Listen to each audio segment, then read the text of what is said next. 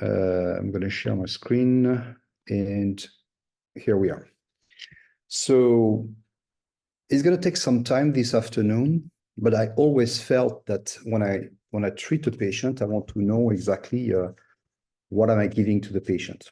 So what kind of radiation am I giving? How is it act? Because I do believe that if you understand the basic of how the radiation act, then there's a lot of things down the road that you can just think to improve. So in this presentation, what I would like to do is describe what are the brachytherapy sources used for prostate LDR brachytherapy. Then I would like to detail and review with you how exactly between the decay, the photon, how the dose is deposited by brachytherapy, what is a physical mechanism, because that will lead to try to understand the dosimetry system that was used for many years and what dose calculation algorithm are we using today. Then I would like to go with you through using slides about a very, very practical way of planning a case using VariSeed, which is a sort of gold standard for doing some plan, but there's many other systems around. But really going step by step, okay, what do I do when I do my ultrasound, how I start to do the planning. Then we're going to talk about two additional topics because Dr. Pervez this morning talked about real-time planning. And I want to talk to you about heterogeneity correction because this is something which is not used today, but I do believe should be used. So first, let's talk about the source that we use in LDR prostate brachytherapy. The most commonly used source is 125 iodine.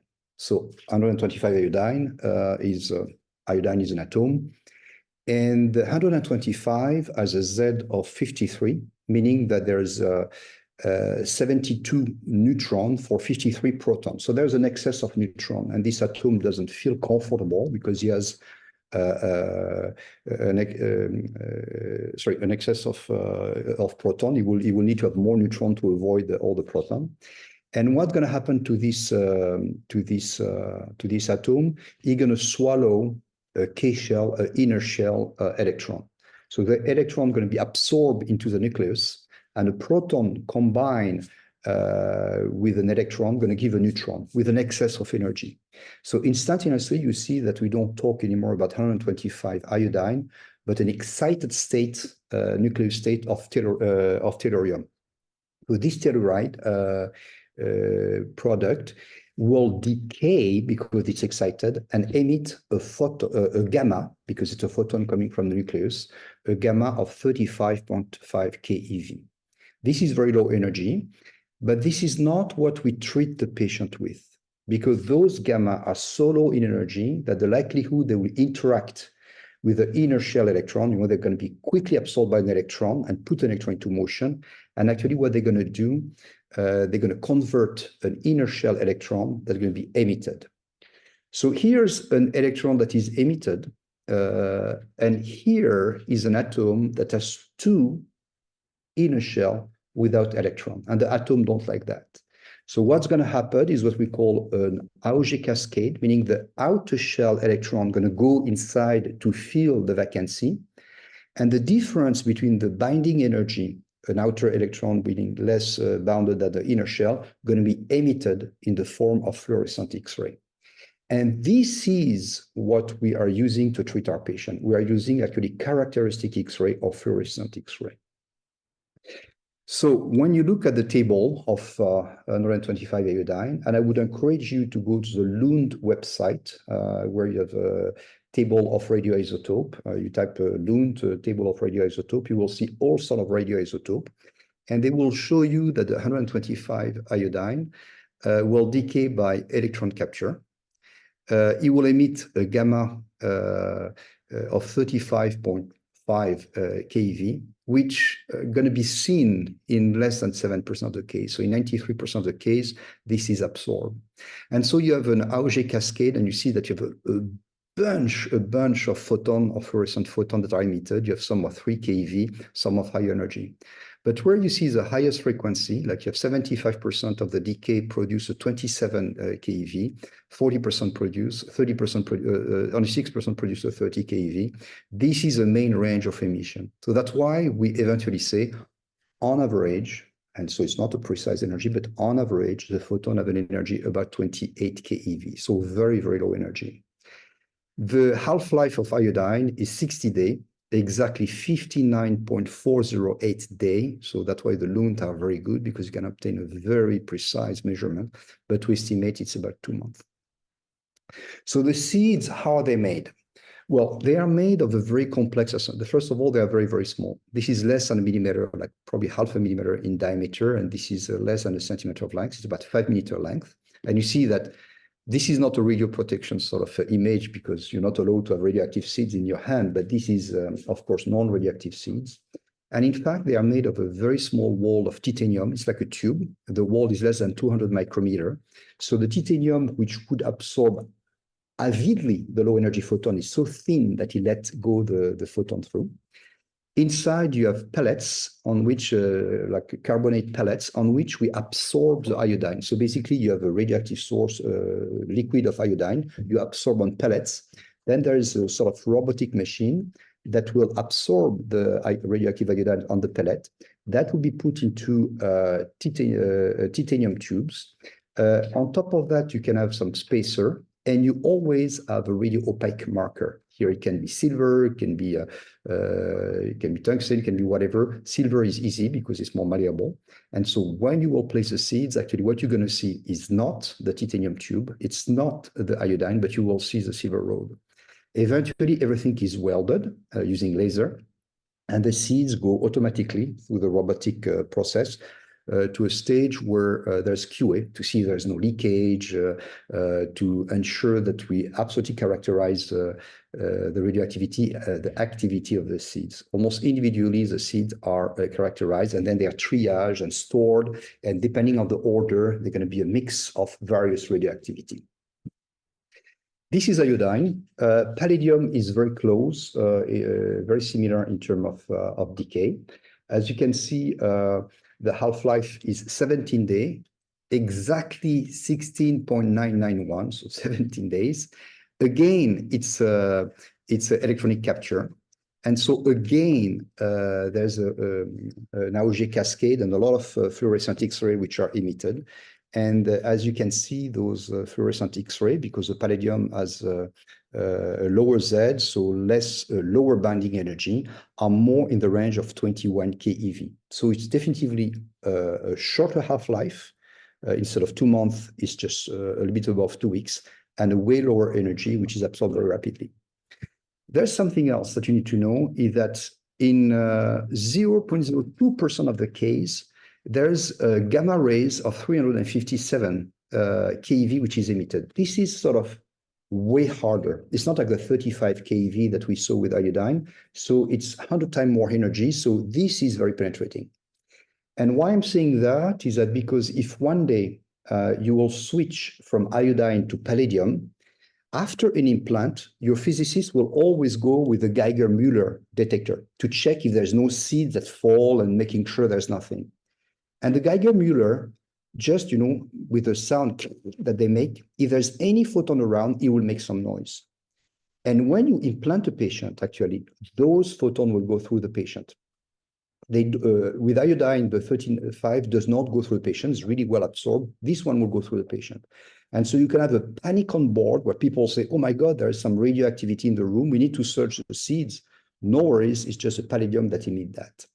We leave the case that I've seen several times when people switch, that this photon can go through the patient, and so actually give you the feeling the radioactivity, but no worries, it's very, very, very low. Now, there's another source, which is also less frequently used, but that has been proposed, is 131 cesium. The biggest advantage of the cesium is, number one, a higher energy. So it was claimed to be more penetrating and so probably give a better dose distribution. But I'm going to give you today the element to understand that this is not the case, but also a way shorter half-life, like 9.7 days. and 9.7 days, meaning that the radioactive decay or the radioprotection will be way easier. And if for any reason you have to do any intervention, the patient will be less radioactive. When you implant a patient with a half-life of 2 months, well, for 4 months, you cannot do anything on the prostate. Here, way faster, you can do something on the prostate. So similarly, there's actually internal transition between electron capture, on the cesium.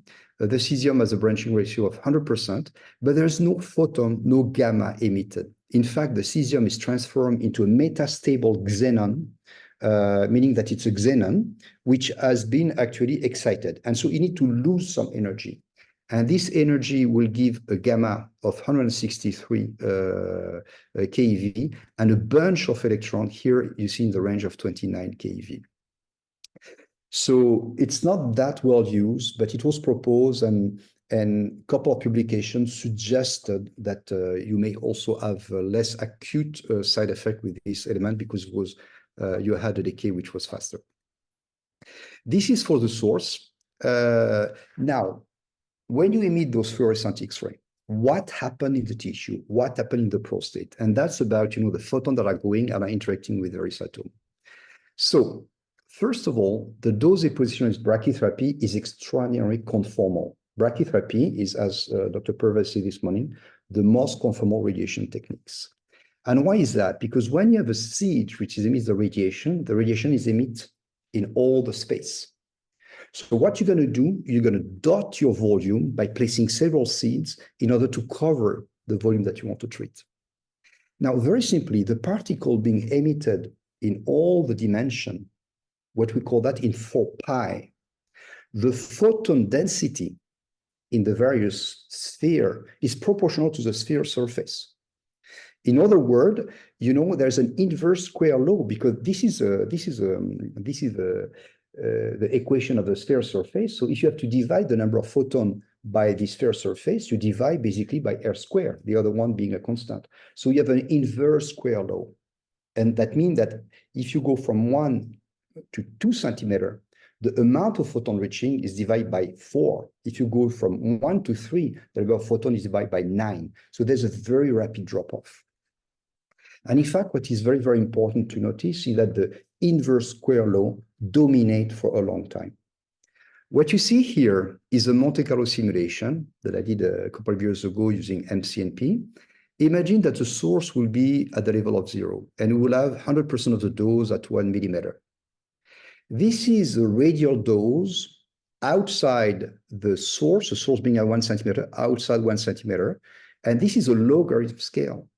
You see that if 100% of the dose is at 1 millimeter, you have only less than 1% of the dose at 1 centimeter, and then it goes down. In red, solid red is the inverse square law. In the blue dot would be the dose deposited by the iridium source, which is way higher energy. And in orange would be the dose deposited by palladium source. And what you can see is that despite, iridium is about 400 keV, palladium is 21 keV. Despite such a difference in energy and a way more penetrating energy from iridium, you see that the two sources give relatively the same dose distribution up to 1, 1.2, and close to 1.4 centimeter. In other words, in the few centimeters, the inverse square law dominates. Doesn't matter the source. And that's why today you see some people coming with, iridium versus cobalt because the energy matter little compared to the inverse square law. After those distance, the absorption, the radiological absorption start to count. And then basically, if you look at all, you have photon entering into matter, what kind of interaction can happen? At very, very low energy, the photon enter in matter and have what we call coherent scattering. They just bounce, deposit no energy. It's a bit like the light. When you increase the energy, you have some photoelectric effect. Then you have the Compton scattering. Then you have some other phenomenon like pair production, photonuclear event. The domain of radiation oncology deal with photoelectric effect and Compton scattering. I mean, the domain of brachytherapy. And that's how the energy is deposited. What is a photoelectric event? I'm in the tissue. I'm made of carbon, hydrogen, oxygen, nitrogen. Let's imagine that you have a carbon atom. Here comes a photon. The photon going to interact with the inner shell electron. That's a photoelectric effect. He's going to eject the electron, giving all his energy to the electron. And the electron going to be emitted with an energy which is the primary energy of the photon minus the binding energy. After that, you could have some characteristic X-ray, but they're going to be of very, very low energy and absorb very quickly. What is important for you to know is that the photon interact with inner shell electron, it disappears. As soon as the photon has interacted, it disappears. It transfers all the energy to the electron that's going to carry and do the dose deposition. What is very important for you also to know is that the photoelectric effect is highly dependent on the Z of the element. So if you have a high Z element like lead or tungsten, extreme absorption. When you have hydrogen, relatively transparent. And the tissue are sort of relatively okay, transparent, but there's going to be big difference between fat, prostate, rectum wall, or bone. There will be huge difference. Now, the other way of interacting by photon is what we call the Compton scattering. In this case, the photon of a higher energy interact with an outer shell electron, put the electron into motion, and is deflected. So there could be several interactions from the photon, so the dose can be deposited further away. And the energy of the electron, the amount of energy given depends on how much you deflect the electron. If the electron is not too much deflected, ejecting a narrow angle, then you keep a lot of energy. If you really have a bounce back, then you give the maximum energy. What is important to notice is that the photon interact with the free electron, meaning it's more related to the density of electron in the media. In other words, the Compton effect has nothing to do with the kind of atom. Doesn't matter if it's tungsten or hydrogen or whatever. It's more sensitive to the density of the electron, to the ounce field unit that you extract from the CT. The photon survive and can deposit the dose a little bit further away. So what does this mean for LDR prostate brachytherapy? Well, if you look at here are all the atomic number. So 1 would be hydrogen, 7 would be nitrogen, 6 carbon, 8 oxygen, 53 will be iodine, 70 something would be tungsten, for example. Well, and here you have the photon energy. Most of the atoms that are in the body are below the blue line. You know, they are below 8, roughly, and only calcium can be higher. And the energy we use normally with external beam irradiation is in the range of 1 MeV. So the Compton effect is dominant, meaning that really the only thing that counts is the density of the tissue, but the composition is not that much an issue. On the other hand, when you deal with 20 keV photon, which is the case of all the 3 sources of brachytherapy, then the photoelectric is dominant, meaning that every time you have a photon going out, as soon as it interact with the electron, it gives all the energy of electron. So to see how the dose is deposited, we have to follow the electron. Electron, when they move into matter, they get the influence of all the other electric charge around. So they don't go straight. They tend to go in all sorts of direction, bumping into other electrons, giving a sort of spray of electron around them. And fair enough, and that's part of the Bragg peak sort of a thing, that initially they give a very similar dose around the track, and when they start to slow down, this is when they have more time to give an impulse, and they will give a burst of energy at the very end. We call that the Bragg peak. So what you need to know for our prostate brachytherapy is that the range of a typical electron that we put into motion, which is 20 keV, is 7 micrometer. A cell, cancer cell, is 20 micrometer. A voxel is 1/3 of a millimeter, which means that when photons interact, the energy is deposited locally. So there's no buildup, there's no penumbra. You can estimate that the kerma is equal to the dose. It's local. Now, the other thing which is interesting is that most of the energy is deposited at the end. And because there's not a long range of dose deposition at a very low linear energy transfer, but a lot of end of Bragg peak, we have an increase in the radiobiological effectiveness of the prostate brachytherapy. Imagine that you have some particle, like electron going through a Petri dish at a very high energy. At very high energy, the energy is going to be deposited from time to time with bursts of secondary electron going very far away. The amount of energy deposited into a nucleus is not that important. But if you have a very low electron going through a nucleus and depositing very densely the energy, then you have more chance to create some double strand break. And there has been some experiments, some wonderful experiments by Mark Cheesy, and I think that also in Quebec City, they've done some great work, showing that actually the radiobiological effectiveness of 125 iodine used for LDR prostate brachytherapy is 1.2.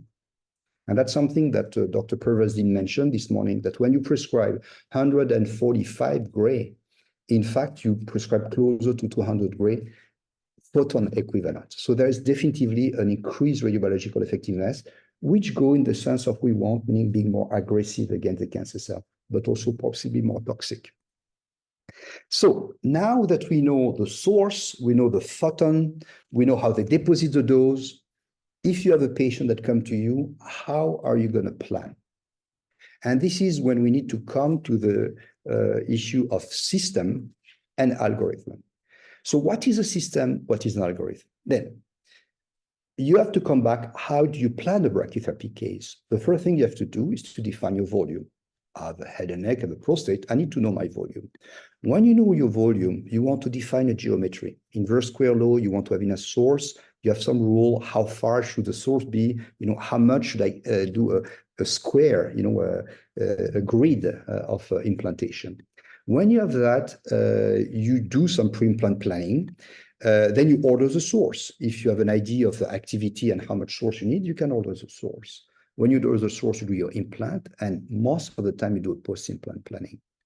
So a system, for example, the Manchester or the Paris system, are all tools at the time where we did not have a computer to define the geometry and the pre-implant planning. It was as soon as you define your volume and you define your grid, you would have an idea how much source you need to use.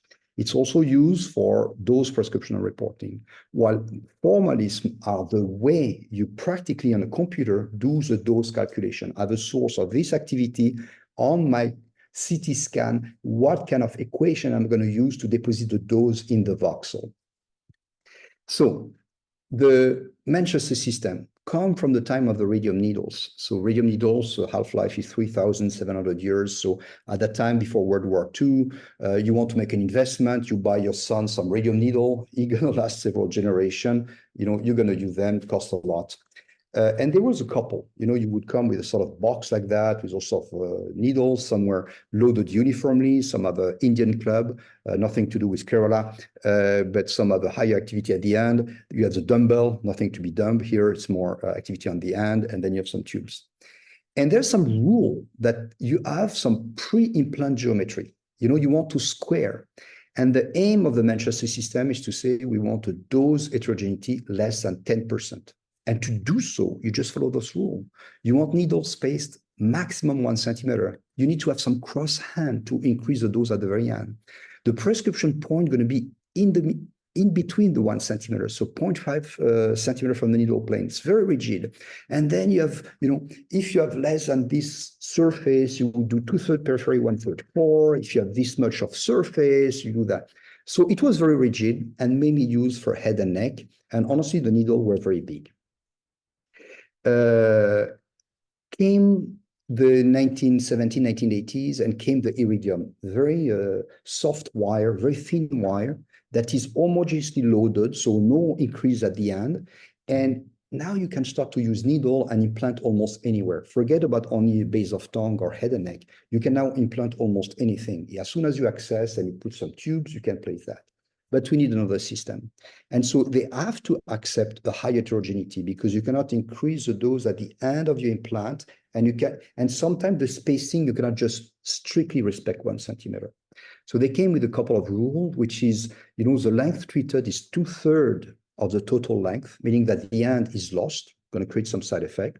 You accept 85%, you prescribe on the 85%, meaning that the 85% is the surrounding volume that you treat. What you call the dose of base is the mid-plane in between the line, that's 100%.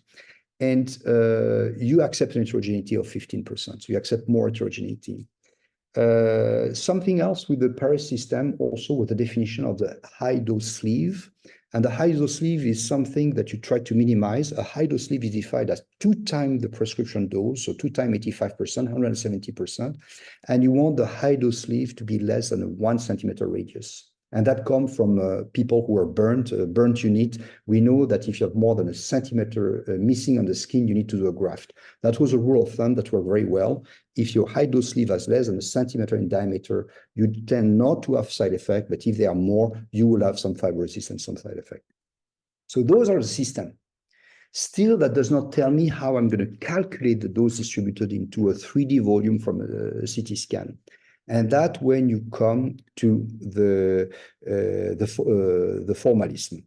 So the most used formalism for prostate brachytherapy is the APM TG43, produced by Nat and collaborator, published like almost 30 years ago. And this is a very, very complex formula. When you see that, I would understand that you run away. But wait a minute, sometimes, mathematicians love to put some big numbers, some Greek language, but it's very, very simple. You want to calculate the dose, from a source at an angle which is theta and a distance which is r. So we always use, not a Cartesian coordinate, but more like a rotational coordinate. And this is sort of multiplication of all sort of factor. Well, those two factors are constant. And it's an air camera strength. I have a source of iodine. What is in air? For the pure iodine, the radioactivity that I measure. And instead of measuring that in millicurie, which would be a number of disintegration per second, it's measured in U for universal. In fact, inside the radioactivity, they embedded not only the strength of radioactivity, but also the amount of dose that could be deposited in air at 1 centimeter. And 1 U is able to deliver 1 centigrade at 1 centimeter per hour. So that's the way it is. So now it is in air. What you need is to convert that into water. And so lambda is a dose rate constraint in centigrade per hour per U. It's a dose rate into water. So depending on the energy of the photon, depending on the source geometry, on the spatial distribution, on the encapsulation, so the characteristic of the seeds, lambda is characteristic of the seeds, you will have per U, you will have this much of those. Those are constant. Those are provided by the producer. And if you want to make the equivalence between U and millicurie, this is a way. When you do on various seed, you will see that you can describe in U and millicurie, those are just simple constant. This is constant. Okay. Now, the other thing which is important is this one. This one is an inverse square law, meaning that this is a dose deposited at a distance R0, which is 1 centimeter, and at an angle of theta, which is 90 degrees. This is simply the inverse square law. Now, what you need to have is also the radial function, because the inverse square law dominates, but after that, you have a radial function. And this is a radial function that will depend on your isotope, and this can be tabulated. This can be included into your thing. You just have to follow the curve. I'm at this distance. I'm going to posit this dose. G R theta is a geometric factor. It has to do with the fact that when you don't have a point source, you have a linear source. Something which is at this distance, on the top part, may be less exposed to radiation than something which is in the middle. You will always have a bulging of the isodose. It's not linear. So there's an influence of the spatial distribution of the source inside the seed or elsewhere. And this factor will correct for that. And then you have another factor, which is the anisotropy function. When you make seeds, there's some welding. The thickness of titanium is larger at the end than in the middle. And so you can have this entry of isodose. So you can see that they spend a lot of time, and trust me, the TG43 is a very big document to make all sorts of correction factors that count probably for 1, 2, 3, 4%. It's complicated, okay? And so they tend to say that, wait a minute, most of the time at the scale of the patient, we can consider the source is a point source. And if it's a point source, most of the function disappear.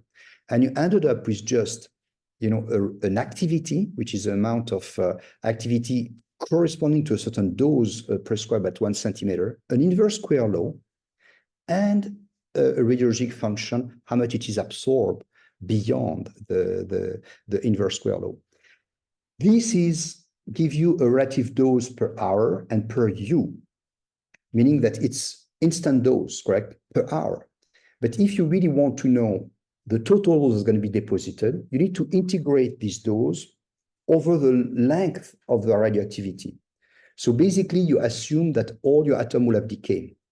And very simply, you just have to multiply by 1.44 and the half-life in hours. In other words, the seeds at 1 centimeter will give basically about 20 gray. If I do some calculation rapidly, that's what it will give.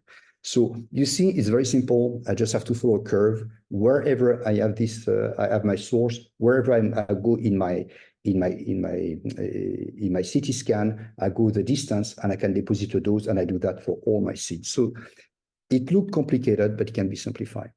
Now, strangely, the APM has some limitation, and they didn't really tackle those limitations.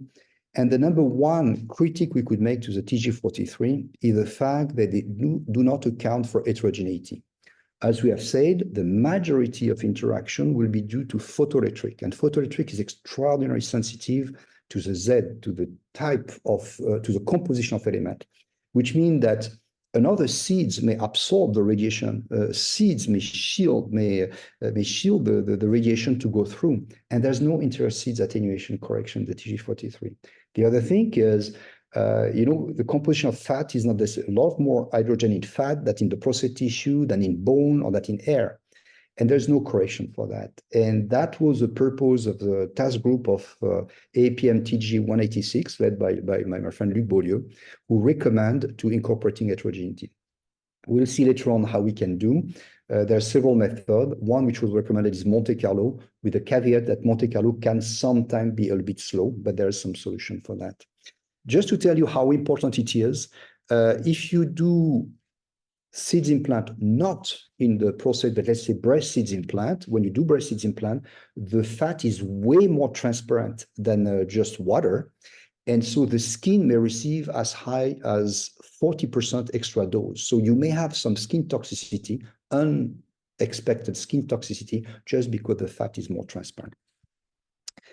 So you know the source, you know the kind of interaction, you understood system formalism. You see that calculating a dose, inverse square law, and radiological, knowing the strength of the source, and I just have to need the distance.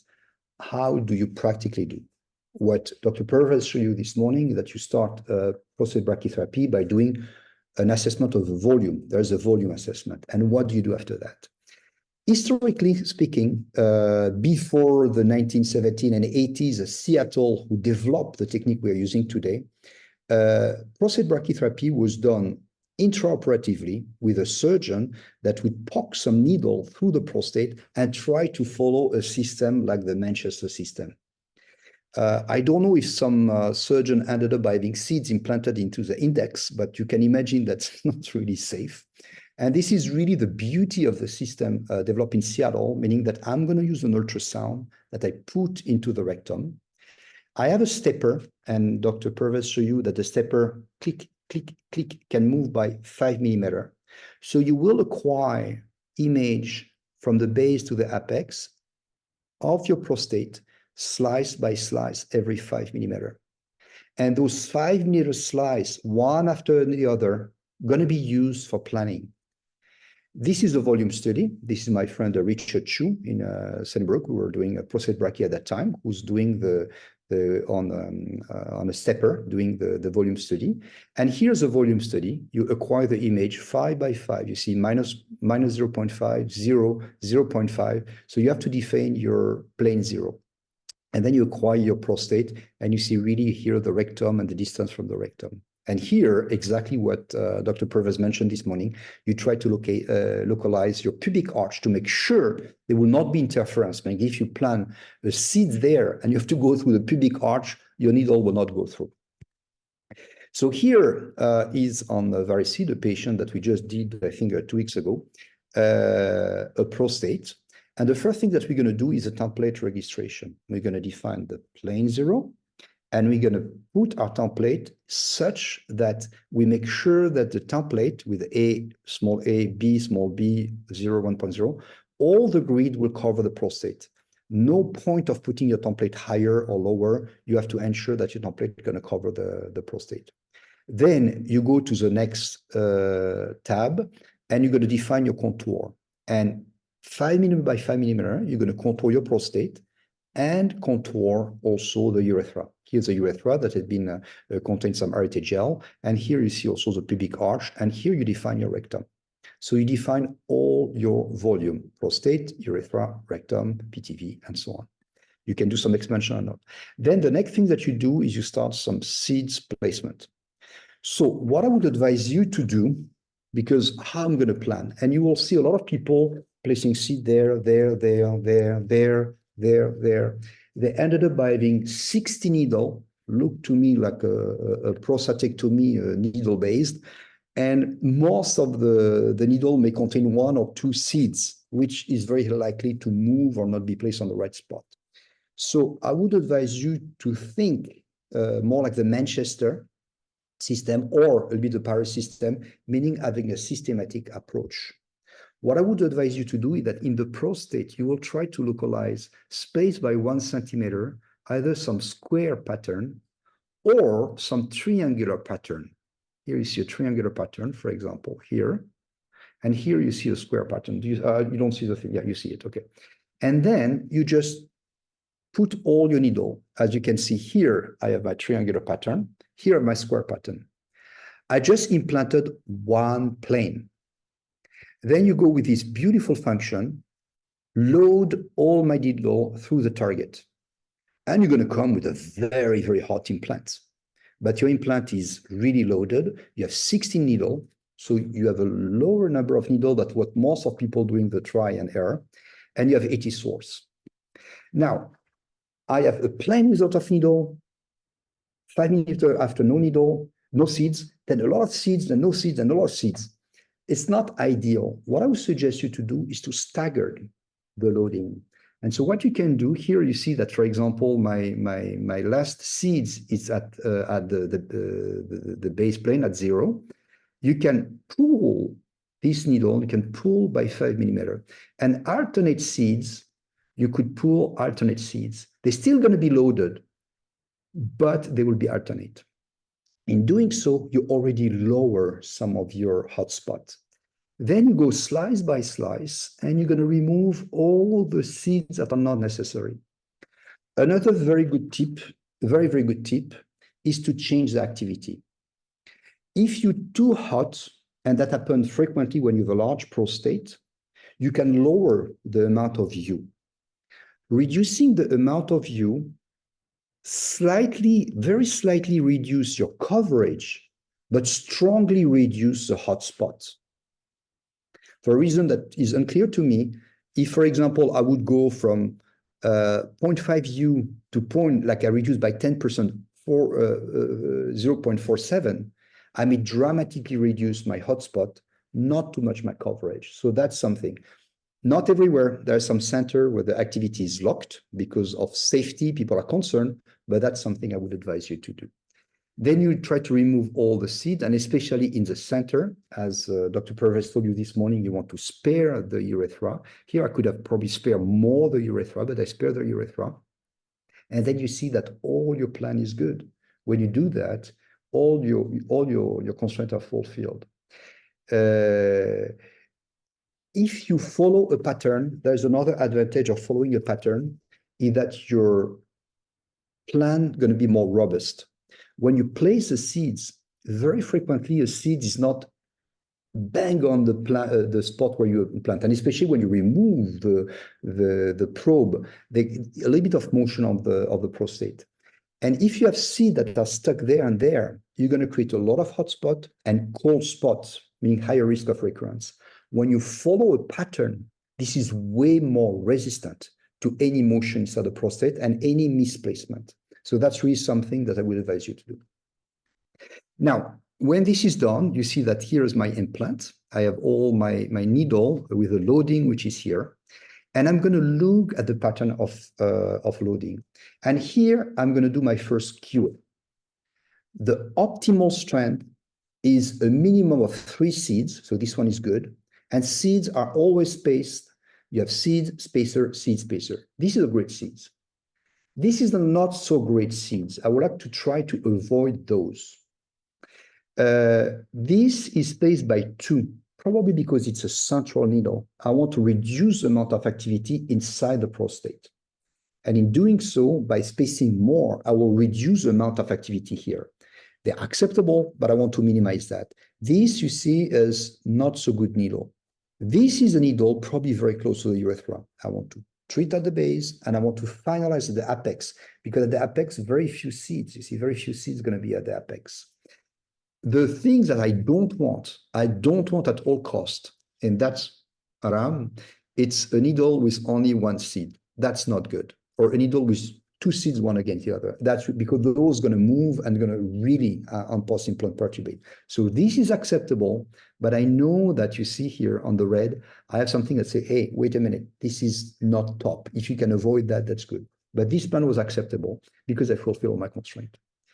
Same thing, when I do the implant, and I think Dr. Pervez mentioned that this morning, you're going to use the same treatment planning to identify one by one your seeds. You do a CT scan, actually, not an ultrasound.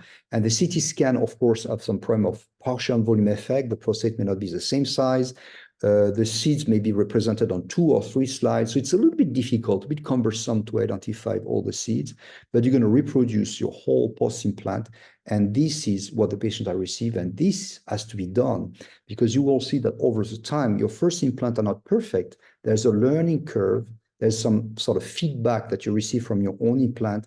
And most of the people who practice, and especially those who do more than 30 implants a year, improve their DVH, they improve the QA, and improve the implant over time. This is part of the TG 137. So NAT in 2009 published the prescription and the constraint. This will be available, like Dr. Pervez told you, on YouTube, where this talk will be released. But basically, you prescribe 145 gray for iodine, 125 gray for palladium, and you have here the PTV dose constraint that are published in medical physics, the APMTG 137, and this is a constraint that you're going to enter into your treatment planning, and you have to fulfill at all costs. They are safe. What about intraoperative planning? Just a couple of things, because I think that this morning we talk also about intraoperative planning, which is more convenient for HDR brachytherapy. The idea that you have during the procedure, you have the probe and you place a catheter or needle, and during the placement, based on the image that you obtain with ultrasound, you can immediately plan. So there's planning where you're going to put all your needle, and then you do a planning quickly before creating some strand and placing them. You have the interactive planning and the real-time planning, meaning every time a seed is placed and see the radioactivity, then you're going to add others, and there's a sort of automatic thing. So for many years, intraoperative was done using the MIC applicator, developed by Mount Sinai in 1990. It's basically, out of the prostate, I'm going to use a Manchester system. Meaning that knowing my prostate volume, I know how many needles I want to put and what the loading I want to do. There's a determination for the volume. If you know the height, the weight, and the length times 0.52, you have in cc the volume of the prostate. That's an ellipsoid formula. When you know the volume, there's a Wu nomogram who tell you how many seeds and activity you need to order. And basically, the number of needles that you need will be equal to the circumference in centimeter in the largest part of the prostate. So if the circumference is 12 centimeter, you will need 12 needles. You're going to place your needle, and under ultrasound guidance, you're going to push your needle to the apex. You're going to, with this sort of cartridge, you're going to place, because you have the needle going through, you're going to place a first needle.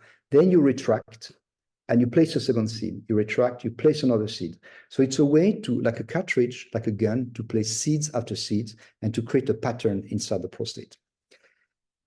Great, but not a lot of feedback. Like Dr. Purvis was saying, it's the modern way of doing intraoperative is you get during the procedure under general anesthesia, you get an ultrasound image, you place a lot of catheter, you have a catheter reconstruction, you do a quick live optimization, and you need a device to be able to create the seeds or the stranded seeds at the same time. And this is where the device that is currently sold by BD is phenomenal. They took over the Bard Quick Link.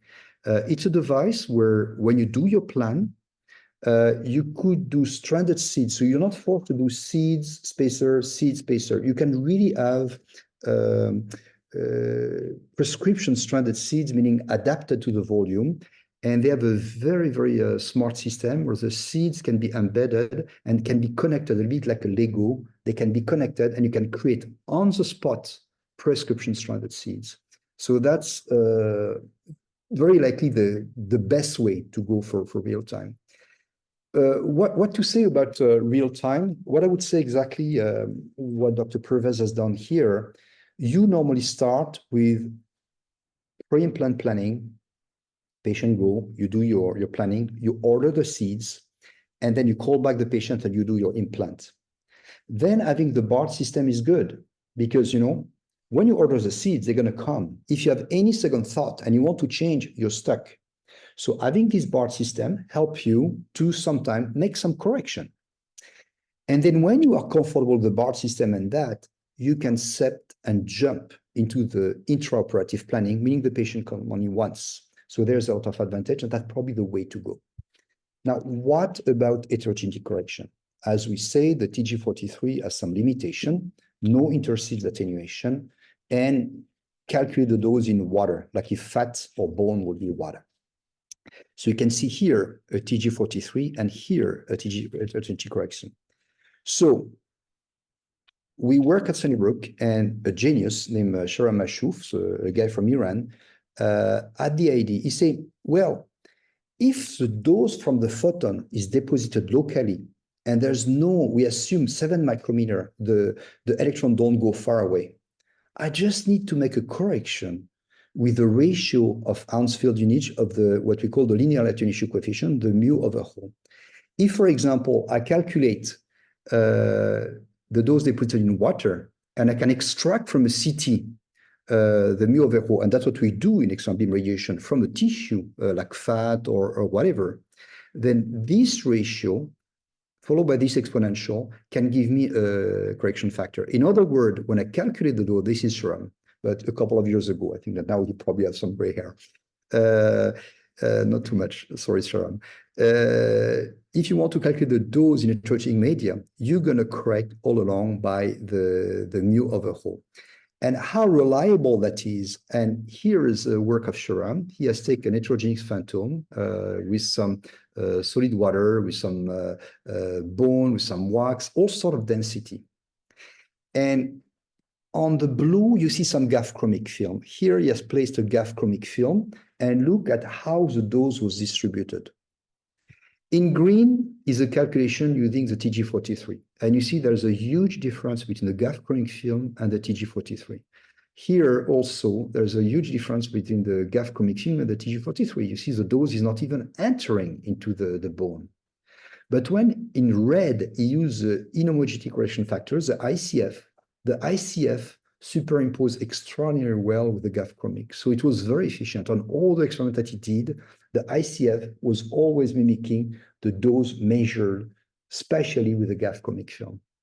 And so it started to be interesting because we apply that to breast brachytherapy using seeds. And here's a calculation, and we incorporate the ICF into MIM Symphony, which is another system for seeds planning that is available, so based on the MIM system. And you can see here calculating TG43, and here using the ICF. You see how the dose bulged inside the lung, which is normal because lung is way less homogeneous. It's not water, right? But interestingly, it was a dose to the skin. You see that in this case, the dose to the skin was only 35 gray, but in reality, the dose was way higher, probably 10% higher, 39 gray. What about prostate? Prostate is also interesting because you see okay, doesn't seem to be really different. But if you would look at the point dose to the rectum, TG43 would tell me 69 gray, quite high for a point dose. But because of the absorption and the interseeds attenuation, in fact, the dose of rectum is lower. Another thing that we found, but we didn't continue because we didn't have the time or enough patient to do, is that when you have, for example, calcium in the prostate, or a lot of seeds, you tend to have the dose more confined with the prostate. The interseed attenuation and the calcium tend to keep the dose inside the prostate and limit the dose outside and to the rectum. So there was obviously a lot of difference that we found. I'm done now with my talk. I would like to thank you for this thing, and I hope this will help you to feel more comfortable the next time that you have to do a plan for that.